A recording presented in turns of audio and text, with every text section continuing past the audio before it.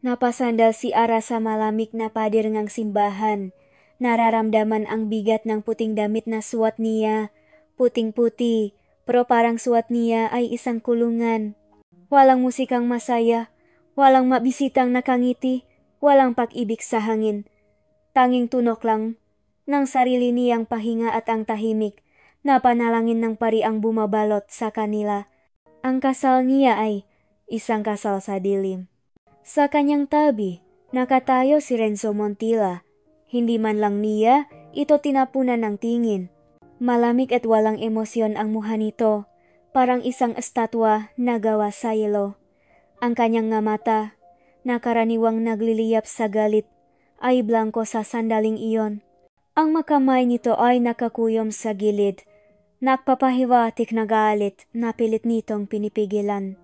Isang linggo na ang nakalipas mula nang bigla siyang dukutin mula sa kanilang bahay sa Barangay Pag-asa. Isang linggo na ang nakalipas mula nang mamatay ang kapatid ni Renzo, si Melanie.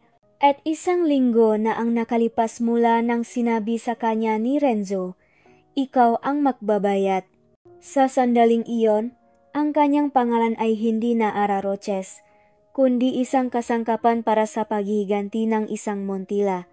Pinapahayag ko kayong mag-asawa, sabi ng pari. Walang halik, walang yakap. Tanging isang piraso lang ng papel ang nagpapatunay na sila'y mag-asawa na. Salop ngang sasakyan na naghihintay sa kanila.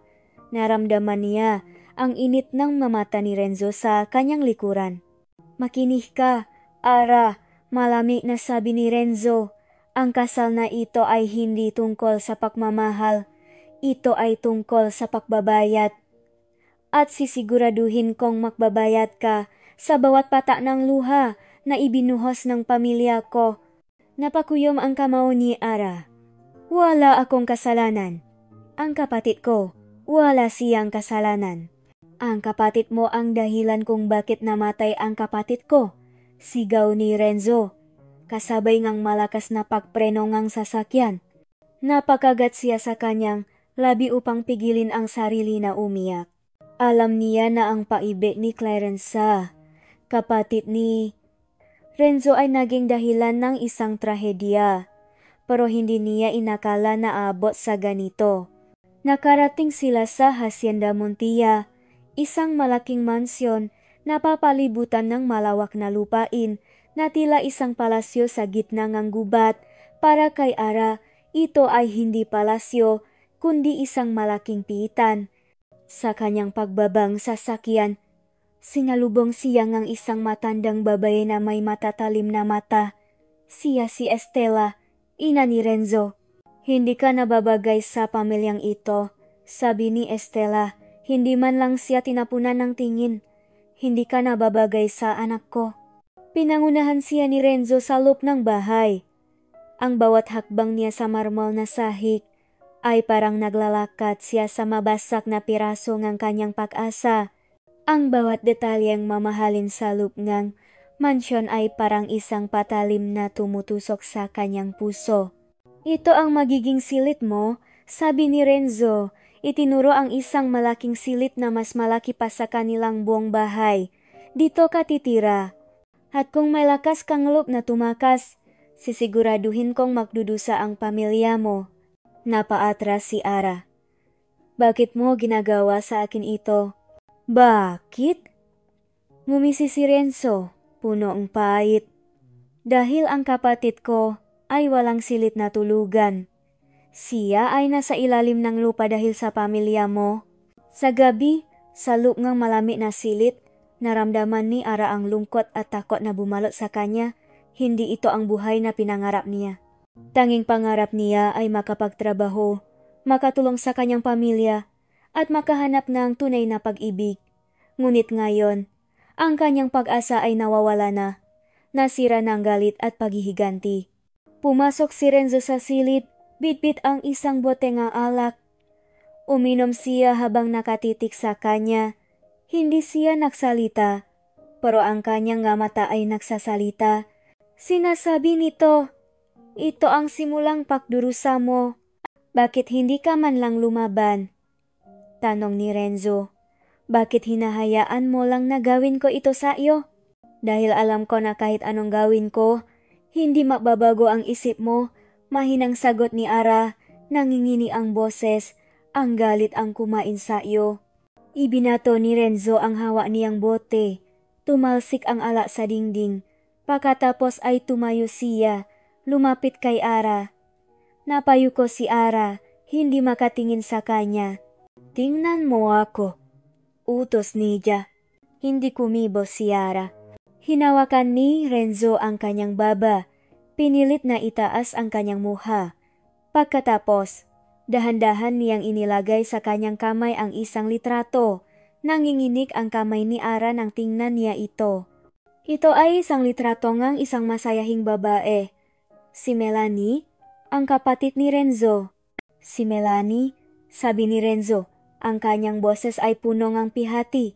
Ang kapatid ko, nagpatuloy si Renzo. Tingnan mo si Ara. Sa bawat araw, sa bawat oras na hahayaan kitang mabuhay sa ilalim ng bubong ko, sisiguraduhin kong magbabayad ka. Magbabayad ka sa bawat patak ng luha na ibinuhos namin.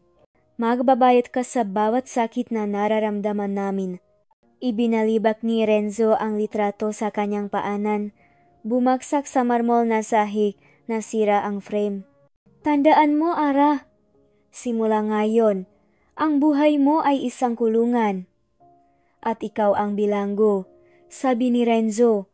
Ang kanyang nga mata ay nanlilisik sa galit.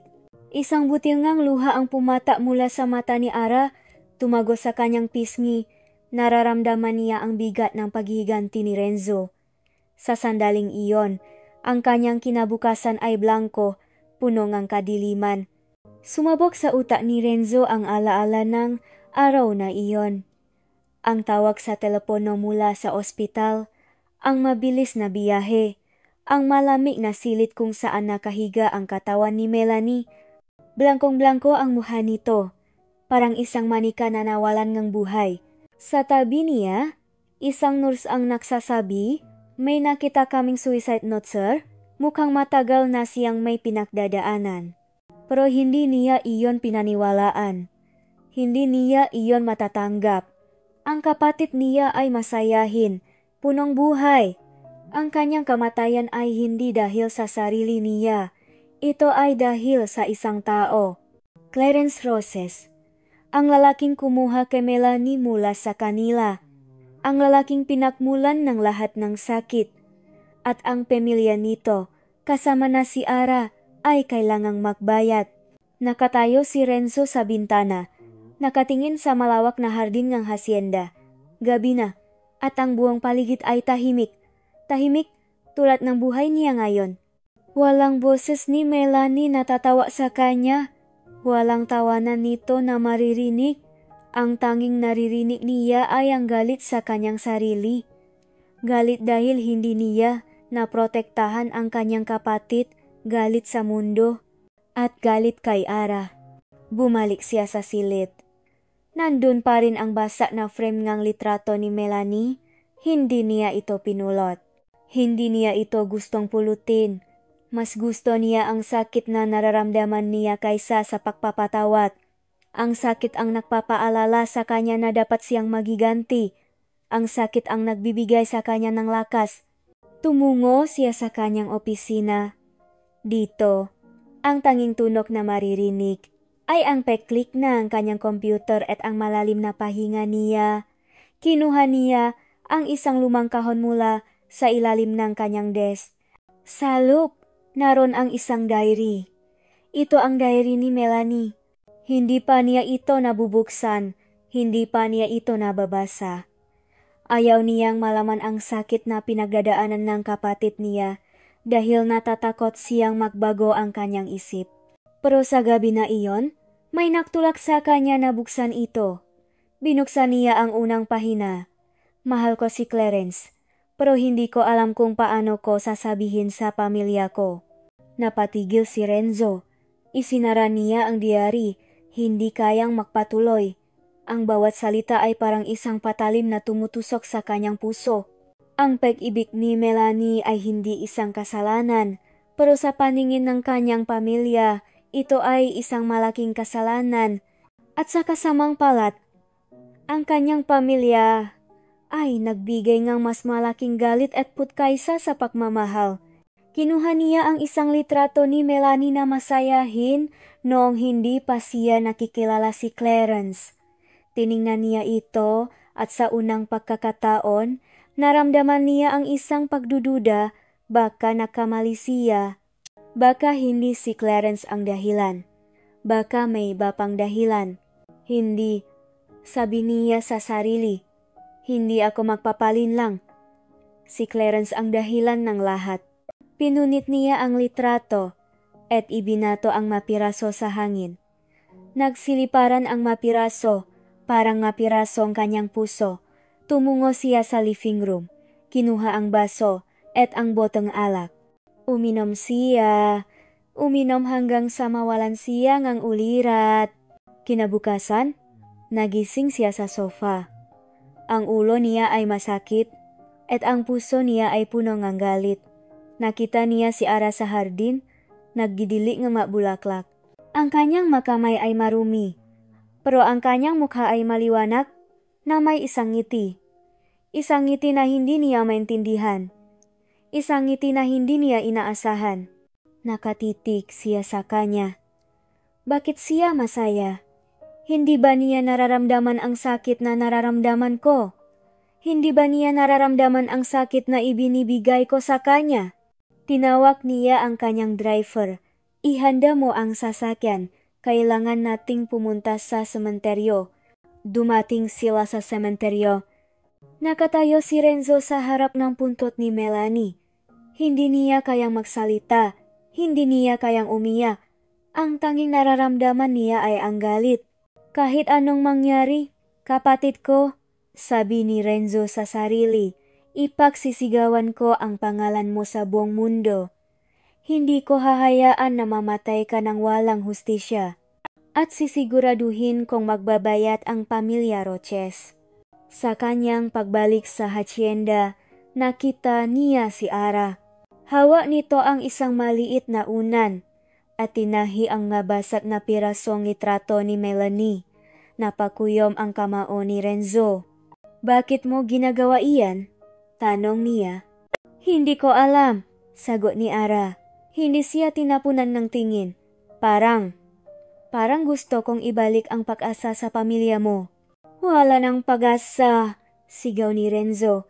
Kinuha ang unan at itatapon sana. Pero napansin niya ang isang piraso ng litrato. Ito ay litrato ni Melanie na may hawak na isang libro. Ang diary niya. Ang mga mata niya ay puno ng lungkot. Hindi siya masaya. Napatigil si Renzo. Inilabas niya ang diary ni Melanie at binuksan ito. Ang mga mata niya ay nakatitig sa diary at ang puso niya ay parang tumigil sa pagtibok. Hindi ko maintindihan, bulong ni Renzo. Bakit? Tiningnan niya si Ara. Ang kanyang mamata ay puno ng lungkot at sa sandaling iyon, naramdaman niya ang isang pag-aalinlangan. Baka may iba pang dahilan, baka hindi si Clarence, baka walang ibang silbi si Ara sa malawak na Hacienda Montilla, kundi ang manatiling tahimik at sumunod. Araw-araw, ang tanging ginagawa niya ay linisin ang ngasilid na minsan ng pinaninirahan ni Melanie. Ang bawat pagpulot niya sa magamit ng yumaong kapatid ni Renzo ay parang pahawak sa isang basak na salamin masakit at nakakasugat. Nararamdaman niya ang matalim na tingin ni Estela, ang matigas na mukha ni Elias, at ang malamig na pag-iwas ni Renzo. Tanging sa hardin niya lang nararamdaman ang kapayapaan. Sa bawat pagdidilig niya sa mga halaman, sa bawat pag-ayos niya sa mga bulaklak, para bang nagdidilig siya ng pag-asa sa kanyang sarili. Kahit na alam niyang walang pag-asa, patuloy pa rin siyang umaasa, patuloy pa rin siyang naghahanap ng liwanag sa madilim na mundo niya.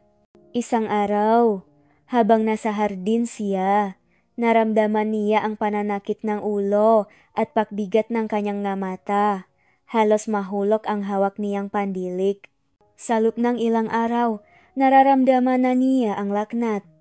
Ang katawan niya ay parang tumataas ang temperatura, ngunit pilit niyang nilalabanan ito. Ayaw niyang ipakita sa pamilya Montilla na mahina siya. Ayaw niyang maging dahilan ng karagdagang pag-aalala. Ngunit sa huli, hindi na niya kinaya. Sa gitna ng hardin, bumagsak siya sa lupa. Ang hawak niyang pandilig ay tumalsik sa tabi niya. Ang mabulaklak ay nakalat, parang mapiraso ng kanyang puso. Hindi niya alam kung gaano siya katagal sa lupa. Nararamdaman niya ang init ng sikat ng araw, ang lamig ng hangin. Biglang may naramdaman siyang kamay na pumigil sa kanya. Ang kamay na iyon ay mainit, parang isang apoy. "Ara," sabi ngang isang boses. "Ara, gumising ka?" Pinilit niyang imulat ang kanyang nga mata. Nakita niya ang mukha ni Renzo. Hindi malamig, hindi punong galit. Ang kanyang nga mata ay puno ng pag-alala. Naramdaman niya ang kanyang sarili na binuhat ni Renzo. Hindi niya alam kung paano siya nakarating sa ospital. Ang tanging naalala niya ay ang init ng katawan ni Renzo, ang amoy ng kanyang balat, at ang malakas na pagtibo ng kanyang puso. Pagkatapos, ang natinig ay naghalo. Madoktor, manurse, at isang tinik na pamilyar. Ang boses ni Renzo. "Hindi ko alam kung anong nangyayari sa kanya," sabi ni Renzo. Bakit bigla siyang nakaroon ng ganyan? Hindi niya maintindihan kung ano ang sinasabi nila. Naramdaman niya ang isang karayom na tumusok sa kanyang kamay. Nararamdaman niya ang pagbigat ng kanyang katawan at ang pagkawala ng kanyang ulirat. "Salamat sa Diyos," sabi ni Renzo. "Okay na ang lahat." Napakilos si Ara sa higaan, dahan-dahang gumising. Nakita niya si Renzo na nakaupo sa tabing kanyang kama. Ang mata niya ay nakatitis sa kanya, punong pag-aalala. "Bakit mo ako dinala dito?" Mahinang tanong ni Ara. "Hindi ko dapat ginawa iyon. Wala kang kasalanan," sabi ni Renzo. "Ikaw ay may karapatan ding mabuhay."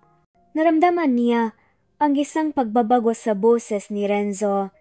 Hindi na ito malamig, hindi na ito punong galit, ito ay punong sakit. Biglang pumasok ang doktor sa silid. "Kamusta na siya?" tanong ni Renzo. "Okay naman siya," sabi ng doktor. Medyo mahina lang ang katawan, pero babalik din ang lakas niya. "Salamat," sabi ni Renzo. "Pero," sabi ang doktor na tumitingin kay Ara, "may iba pa akong sasabihin sa inyo. Siya ay buntis." Napatingin si Ara kay Renzo. Ang kanyang mamata ay punong pagkalito, takot at pag-alinlangan. Ang mamata ni Renzo ay punong rangwala. Parang tumigil ang mundo ni Renzo nang marinig niya ang sinabi ng doktor, buntis si Ara. Ang babaeng pinakasalan niya para saktan, ang babaeng itinuring niyang bilanggo, ay nagdadalang tao. Ang galit na matagal niyang iningatan ay biglang nawala, napalitan ng isang malakas na pakalito at takot. Tumayo siya, hinarap ang doktor, at sinabing, Hindi maari iyan. Baka nakamali kayo." "Sir, sigurado ako," sagot ng doktor. "Ginawa namin ang lahat ng test, buntis siya." Hindi na nahintay si Renzo na marinig pa ang iba. Tumakbo siya palabas ng silid. Iniwan si Ara na nag-isa. Ang kanyang isipan ay nagulo. Ang kanyang puso ay parang gustong sumabog. Paano ito nangyari? Paano siya nagkaroon ng anak sa babaeng kinasusuklaman niya? Paano niya ipagpapatuloy ang kanyang plano ng paghihiganti kung may anak na sila? Nararamdaman niya ang sakit, ang galit, ang pag-alinlangan. Ang bawat hakbang niya ay parang pagtalon sa isang malalim na hukay. Alam niya na ang lahat ng ginawa niya kay Ara ay mali. Ngunit paano niya itatama ang mali na iyon? Bumalik siya sa hacienda. Ang buong paligid ay tahimik. Wala siyang marinig kundi ang malakas na paktibok ng kanyang puso. Pumasok siya sa silid ni Ara, na ngayon ay silid na rin niya. Nakita niya ang basa na frame ng litrato ni Melanie, na nakapatong sa isang mesa. Ang galit niya ay bumalik, ngunit hindi na ito katulad ng dati. Ito ay galit na puno ng sakit. Melanie, bulong niya. Ano ang gagawin ko? Hindi niya alam. Wala siyang sagot. Ang tanging alam niya ay ang katotohanan na mayroon siyang anak, hindi lang isa, kung saan mayroon siyang. Ang kanyang isipan ay parang nahati sa dalawa. Ang isang bahagi ay gustong ipagpatuloy ang kanyang paghihiganti. Ang isa pang bahagi ay gustong protektahan ang kanyang anak. Bumalik siya sa ospital. Pagdating niya sa silid ni Ara, nakita niyang nakahiga pa rin siya at nakatulog. Ang kanyang mukha ay payapa. Pinagmamasdan niya ito at sa unang pagkakataon, hindi niya nakita ang isang kaawe kundi isang ina. Naramdaman niya ang isang kakaibang pakiramdam. Ang pag-aalaga, ang pagmamahal, ang pag-aalala. Huwag kang matakot, bulong niya. Hindi ako magiging masama sa iyo. Pagkatapos, hinawakan niya ang kamay ni Ara.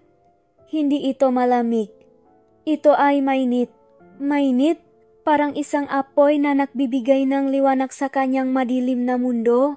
Nandito ako, sabi niya. Nandito ako para protektahan ka. Bumalik ang doktor sa silid. Sir, may isa pa akong dapat sabihin sa inyo, sabi niya. Pumunta tayo sa opisina ko. Sa opisina ang doktor. Naramdaman ni Renzo ang takot. Ano pa ang sasabihin nito? May sakit ba si Ara? May problema ba sa mga bata? Sir, nagawa na namin ang lahat ng test. Sabi ngang doktor. At ang resulta ay, may 4 na puso kaming nakita. 4 na puso, ulit ni Renzo. Anong ibig sabihin niyan? Ibig sabihin, sabi nga doktor ngumiti, makakaroon kayo ng 4 na anak. Napakislot si Renzo. 4, hindi lang isa. 4 na buhay. 4 na dahilan para magbago. 4 na dahilan para kalimutan ang pahihiganti. 4 na dahilan para mahalin ang babaeng itinuring niyang kaaway. Nang magising si Ara, nakita niya ang sarili sa isang maliwanag na silid. Hindi ito ang malamig na silid sa hacienda. Ito ay isang silid sa ospital. Sa kanyang tabi, nakaupo si Renzo. Ang kanyang nga mata ay puno ng pag-alala. Hindi na ang dating galit.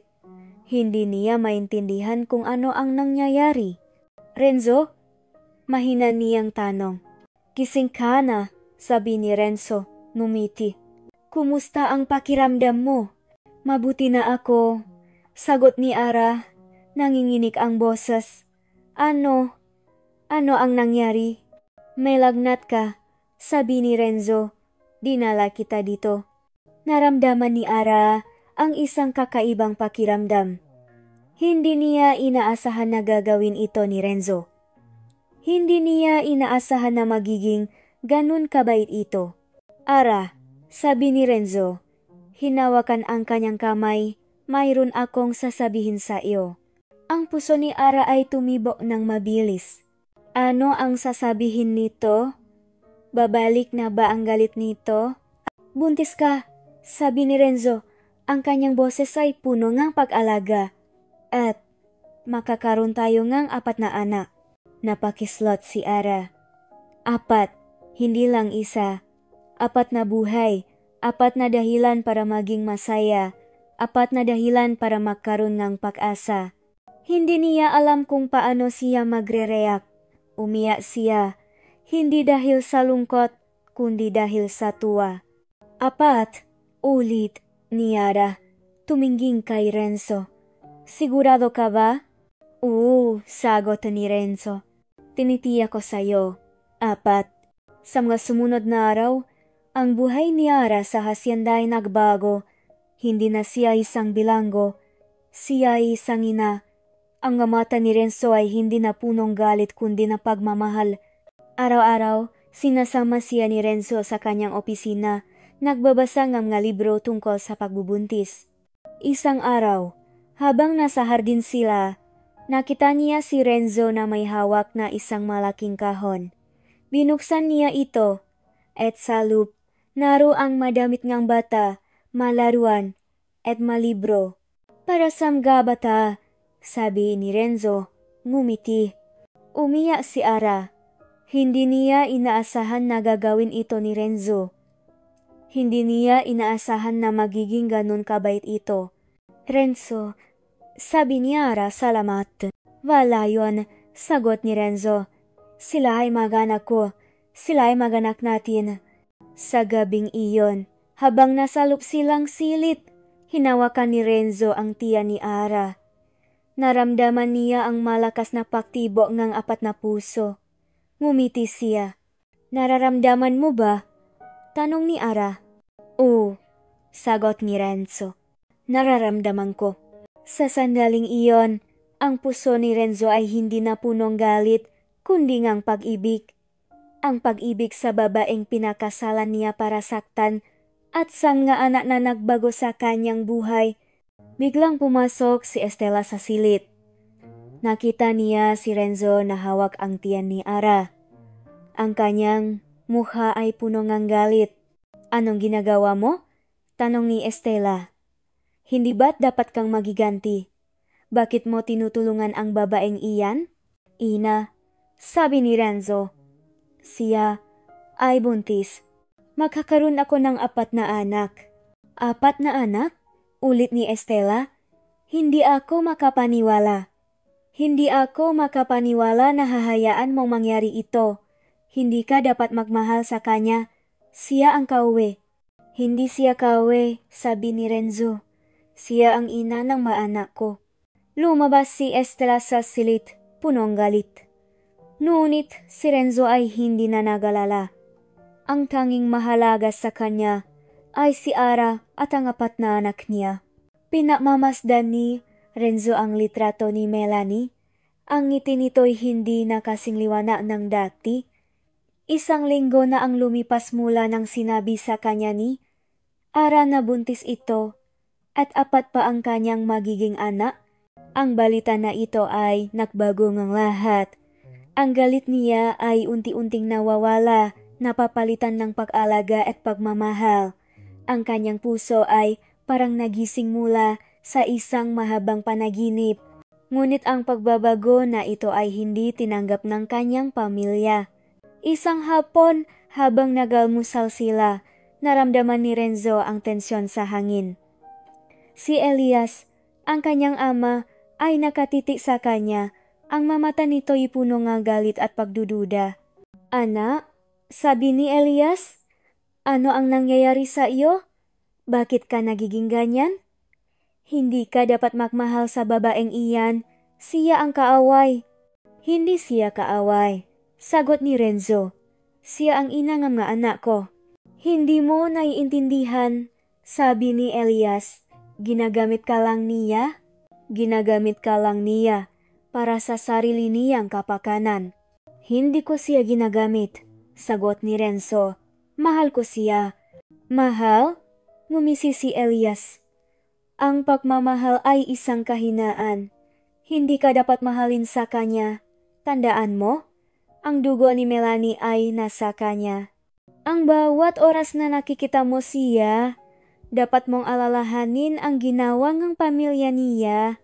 Tumayo si Renzo. Wala nang magagawa ang paghihiganti. Mahal ko siya at ang mga anak namin. Hinding-hindi ko hahayaan na saktan mo sila. Pagkatapos ay umalis siya sa silid. Ang kanyang isipan ay nagulo. Ang kanyang puso ay punong sakit. Mahal niya si Ara, ngunit natatakot siya na baka masaktan siyang kanyang sariling pamilya. Kaya naman, nagpasya siyang gumawa ng isang bagay. Bumalik siya sa silid ni Melanie kung saan nakatago ang diary nito. Ang diary na hindi niya kayang basahin. Ang diary na naglalaman ng masikreto na ayaw niyang malaman. Ngunit ngayon, Kailangan niyang malaman. Kailangan niyang malaman kung ano ang nangyari. Binuksan niya ang diary at binasa niya ang huling pahina. Ang mata niya ay puno ng luha. Ito ang huling araw ko. Hindi ko na kaya. Pinipilit ako ni Papa na magpakasal sa taong hindi ko mahal.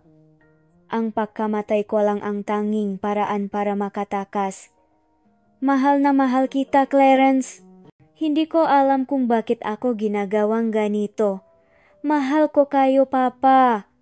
Pero hindi ko kayang mabuhay sa mundo na punong galit at paghihiganti. Paalam. Ang diary ay nahulog mula sa kanyang kamay. Ang kanyang isipan ay parang nahati sa dalawa. Ang paghihiganti na matagal niyang iningatan ay biglang nawala, napalitan ng sakit, galit, at pag-alinlangan. Si Elias, ang kanyang ama. Siya ang may kasalanan. Siya ang dahilan ng lahat. Ang pagmamahal niya kay Melanie ay nagiging galit sa sarili niyang ama. Habang naglilinis si Ara sa opisina ni Renzo, naramdaman niya ang matinding lungkot na bumabalot sa kanya. Hindi niya maintindihan kung ano ang nangyayari. Ang dating malamig na si Renzo ay biglang naging mabait. Ngunit ang pagbabagong ito ay hindi niya maintindihan. Isang pag-asa ang nabuo sa kanyang puso. Ngunit ang pag-asa na iyon ay parang isang bulan na handang sumabog. Sa ilalim ng desk ni Renzo, nakita niya ang isang lumang kahon. Kinuha niya ito at binuksan. Sa loob, nakita niya ang isang lumang libro. Ito ay isang diary. At sa loob ng diary na iyon, nakita niya ang isang piraso ng papel. Hindi niya alam kung ano ito, ngunit naramdaman niya na kailangan niya itong basahin. Ang salita ay parang isang kidlat na tumama sa kanya. Papa, huwag mo akong pilitin. Mahal ko si Clarence. Hindi ko kayang magmahal sa taong hindi ko mahal. Ang pagkamatay ko lang ang tanging paraan para makatakas. Napahagulgol si Ara. Hindi niya inaasahan na makakakita siyang ganito. Hindi siya ang kawe. Hindi si Clarence ang kawe. Ang kawe ay ang sarili nilang pamilya. Mabilis siyang tumakbo palabas ng opisina. Hinahanap si Renzo. Nakita niya ito sa hardin, nakaupo sa bench, at nakatiti sa kawalan. Renzo, siga niya ra. Napatingin si Renzo sa kanya. Ang kanyang mata ay punong lungkot. Anong nangyayari? Tanong ni Renzo. Bakit ka umiyak? Renzo, sabi ni Ara. Hinawakan ang kanyang kamay. Hindi si Clarence ang pumatay sa kapatid mo. Hindi siya ang dahilan. Alam ko, sagot ni Renzo. Ang kanyang boses ay punong pihati. Nabasa ko ang diary ni Melanie. Alam ko na ang lahat. Niyakap ni Ara si Renzo. Nararamdaman niya ang sakit, ang lungkot, ang pag-alinlangan. Ngunit ngayon, mayroon na silang isa't isa. Salamat, sabi ni Renzo. Salamat at sinabi mo sa akin ang totoo. Hindi ako ang may kasalanan, sabi ni Ara. Hindi rin si Clarence. Ang may kasalanan ay ang matawang gumawa ang kasalanan. Ang matawang nagpilit kay Melanie na gawin ito. Sa sandaling yon, ang puso ni Renzo ay punong galit. Ngunit hindi na ito galit sa pamilya Roches. Ito ay galit sa sarili niyang pamilya, sa kanyang ama. Ang tatay ko, bulong ni Renzo. Siya ang may kasalanan. Siya ang dahilan ng lahat. Napasandal si Ara sa balikat ni Renzo. Ang kanilang puso ay makasama. Ang kanilang isipan ay makasama. Ang kanilang damdamin ay makasama. Nakahawa si Renzo sa kamay ni Ara. Ang init nito ang tanging nagbibigay sa kanya ng lakas. Ang galit niya sa kanyang ama ay nag-init sa kanyang puso, ngunit ang pagmamahal niya kay Ara at sa kanilang mga anak ay mas malakas. Ang sakit na naramdaman niya sa nakaraang taon ay biglang naglaho, napalitan ng pag-asa. Mahal kita, Ara, sabi ni Renzo. Mahal na mahal. Patawarin mo ako sa lahat ng nagawa ko sa iyo. Patawarin mo ako dahil sa aking pagiging bulag. Hindi na mahalaga iyon, sagot ni Ara. Ang mahalaga ay ang ngayon. Ang mahalaga ay ang nga anak natin. At ang mahalaga ay ang ating pagmamahal sa isa't isa. Nahalikan sila. Ito ang kanilang unang halik. Hindi ito halik ng galit. Hindi ito halik ng paghihiganti. Ito ay halik ng pagmamahal.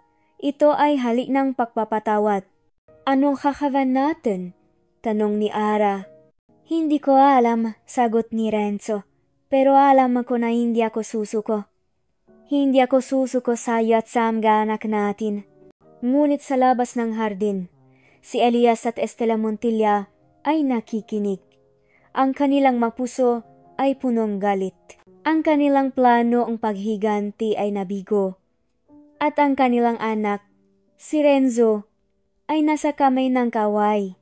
Kailangan nating gumawa ng isang bagay, sabi ni Elias. Hindi natin hahayaan na mangyari ito. Hindi natin hahayaan na mawala sa atin si Renzo. Sa loob ng silid, nag-usap sina Renzo at Ara. Hindi ko alam kung paano ko haharapin ang pamilya ko, sabi ni Renzo. Ang ama ko, ang masinabi niya. Hindi ko alam kung paano ko siya haharapin. Huwag kang mag-alala, sagot ni Ara. Kasama mo ako, makasama tayo. Ngunit habang nag-uusap sila, narinig ni Elias at Estela ang kanilang nga tinig. Ang mga anak, sabi ni Estela, hindi ko maintindihan. Bakit apat? Bakit hindi lang isa? Huwag kang mag-alala, sabi ni Elias. Alam ko na kung ano ang gagawin ko. Sa susunod na araw, pumunta si Elias sa opisina ni Renzo. Sa kanyang kamay, may hawak siyang isang sobre. Anak, sabi ni Elias, naisip ko na ang lahat. Naisip ko na ang tungkol sa mga anak mo. Ano ang ibig mong sabihin? Tanong ni Renzo. Hindi ko matanggap na magiging ama ka sa mga anak ng babaeng iyan, sagot ni Elias. Pero nag-isip ako at nalaman ko na mayroon akong solusyon.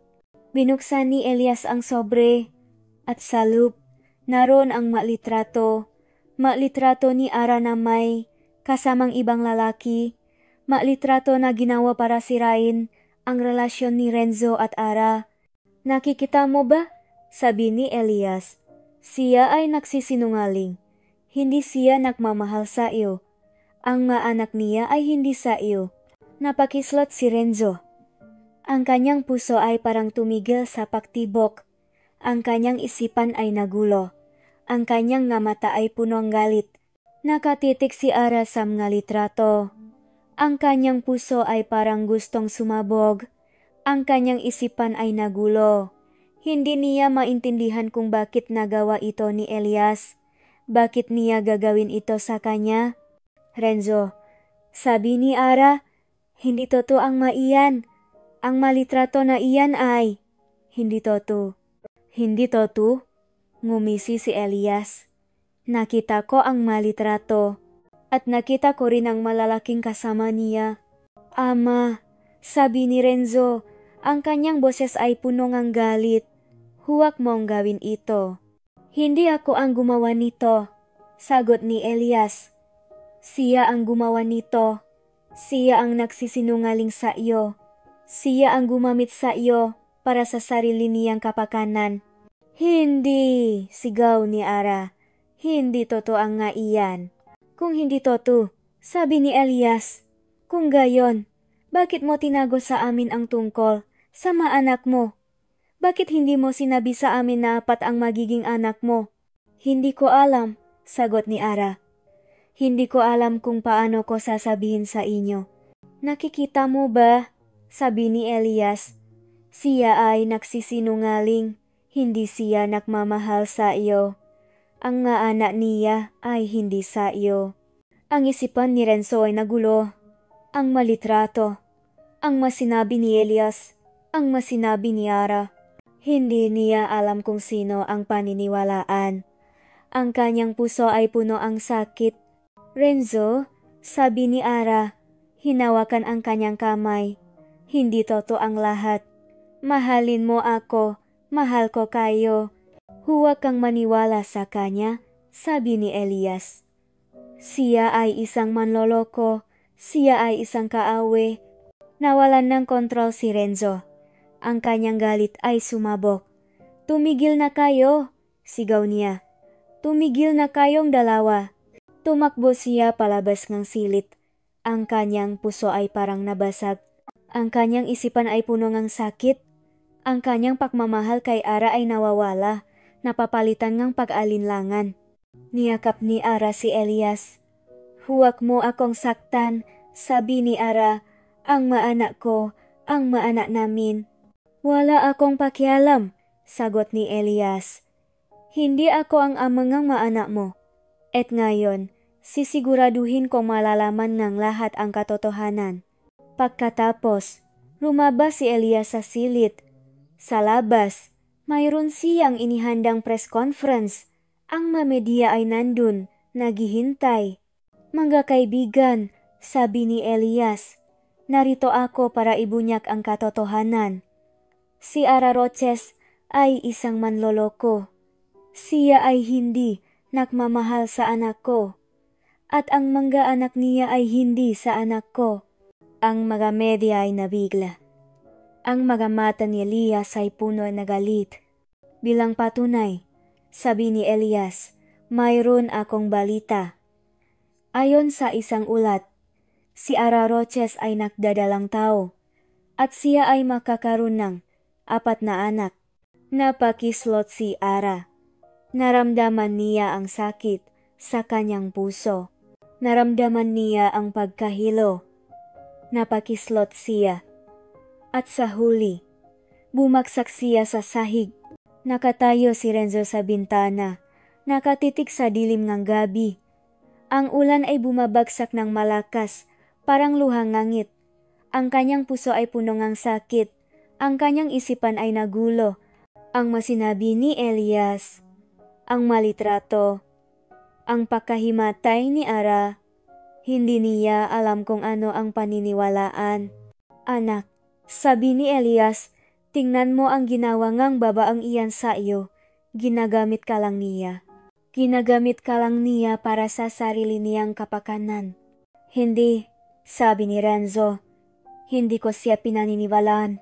Kung hindi mo siya pinaniniwalaan, sabi ni Elias, kung gayon, bakit ka nag-alala?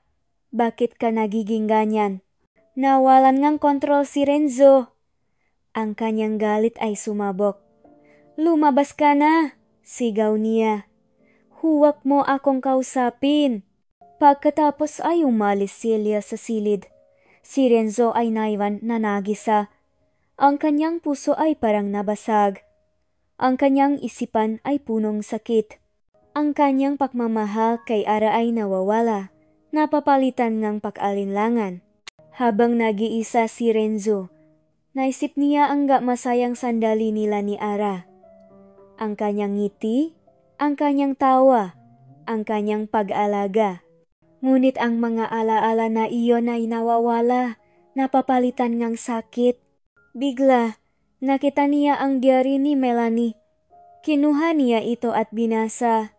Ang masalita, ang sakit, ang pag-alala, ang pag-ibig, ang pagpapatawad.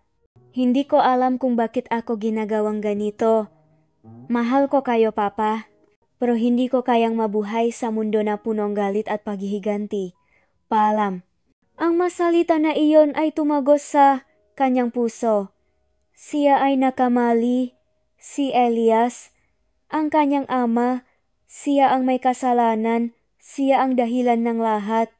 Ang pagmamahal niya kay Melanie ay nakikingkalat sa sarili niyang ama. Tumakbo si Renzo palabas ng hacienda. Ang ulan ay bumabagsak ng malakas, ngunit hindi niya alintana. Ang kanyang isipan ay puno ng sakit. Ang kanyang puso ay puno ng sakit. Ara, sigaw niya. Ara, nasaan ka? Hinahanap niya si Ara sa buong hacienda, ngunit wala siya doon. Tito, sabi ngang isang boses. Umalis na siya. Napakislot si Renzo. Umalis? Saan siya pumunta? Hindi ko alam, sabi ngang boses. Umalis siya sa gitna ng ulan. Ang tanging alam ko ay, hindi siya mag-isa. Napatingin si Renzo sa bintana. Ang ulan ay bumabagsak ng malakas. Ang kanyang isipan ay puno ng sakit. Ang kanyang puso ay puno ng sakit. Nakahiga si Ara sa isang maliit, nakama sa isang maliit na bahay sa Barangay Pag-asa. Ang kanyang katawan ay mahina. Ang kanyang puso ay puno ng sakit. Ang mas sinabi ni Elias, ang malitrato. Ang pagtingin ni Renzo. Ang lahat ay parang isang panaginip na hindi niya malimutan. Ara, sabi ng kanyang ina, kailangan mong kumain. Ang nga anak mo, kailangan nilang maging malakas. Hindi ko alam, sabi ni Ara, umiyak. Hindi ko alam kung anong nangyayari. Sa loob ng ilang araw, si Ara ay nagdusa. Ang kanyang isipan ay puno ng sakit. Ang kanyang puso ay puno ng sakit. Ngunit sa huli, naramdaman niya ang isang kakaibang pakiramdam, ang pag-ibig. Ang pag-ibig ni Renzo. Ang pag-ibig na nararamdaman niya sa kanya ay totoo. Ang pagmamahal na iyon ay ang tanging nagbibigay sa kanya ng lakas. Isang araw, habang nasa labas siya, nakita niya si Renzo. Ang kanyang mukha ay puno ng sakit, ang kanyang mamata ay punong luha. Ara, sabi ni Renzo, patawarin mo ako. Nalaman ko na ang lahat. Alam ko na ang ginawa ng ama ko. Alam ko na ang lahat. Niyakap ni Ara si Renzo. Ang kanilang nga puso ay makasama. Ang kanilang nga isipan ay makasama. Salamat, sabi ni Ara. Salamat at nalaman mo ang totoo. Hindi ko hahayaan na saktan ka ng pamilya ko, sabi ni Renzo. Hindi ko hahayaan na saktan ka ng kahit sino. Mahal na mahal kita. Mahal na mahal din kita. Sagot ni Ara. Nahalikan sila. Ito ay halik ng pagmamahal. Ito ay halik ng pagpapatawad. Anong kakawin natin? Tanong ni Ara. Hindi ko alam, sagot ni Renzo. Pero alam ko na hindi ako susuko. Hindi ako susuko sa iyo at sa mga anak natin. Pagkatapos ay umalis si Renzo sa Barangay Pag-asa. Ang kanyang puso ay punong lakas. Ang kanyang isipan ay punong pag-asa.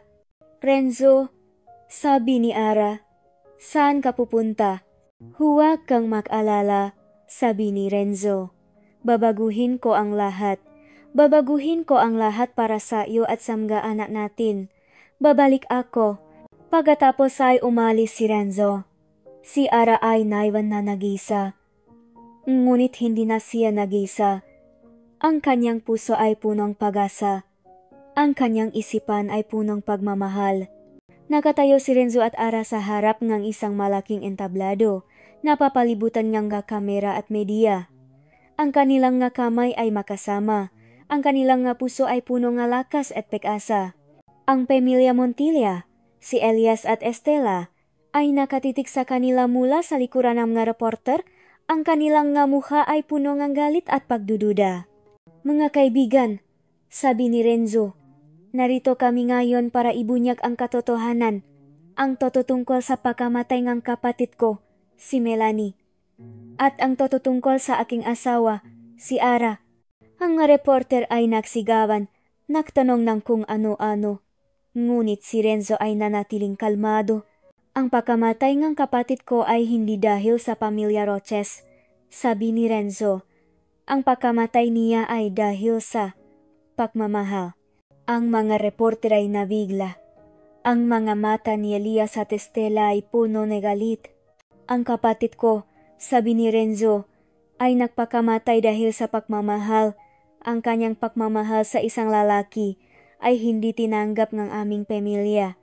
Kaya naman, pinilit siya na magpakasal sa isang lalaki na hindi niya mahal. At dahil sa sakit na iyon, nagpakamatay siya. Ang mga reporter ay nagsigawan, nagtanong ng kung ano-ano. Bilang patunay, sabi ni Renzo, mayroon akong hawak na isang kopyang diary ni Melanie, ang kanyang huling mensahe.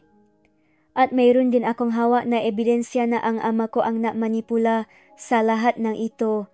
Pagkatapos ay inabot ni Renzo ang mga dokumento sa isang reporter. Hindi! Sigaw ni Elias. Hindi totoo ang lahat ng iyan. Siya ay nagsisinungaling. Siya ay ginagamit lang ng babaeng iyan. Ngunit ang mga reporter ay hindi na nakinig sa kanya. Sila ay abala sa pagtingin sa mga dokumento. Si Renzo ay tumingin kay Ara. Ang kanyang mamata ay puno ng pagmamahal. Niyakap niya si Ara. At sa harap ng lahat, hinalikan niya ito. Ara, sabi ni Renzo, mahal na mahal kita. Mahal na mahal din kita, sagot ni Ara.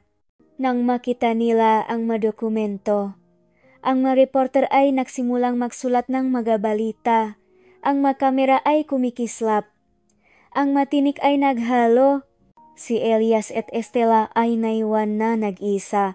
Ang kanilang mamuha ay puno ng galit at sakit. Ang kanilang plano ng paghihiganti ay nabigo. At ang kanilang anak si Renzo ay nasa kamay na ng kaway.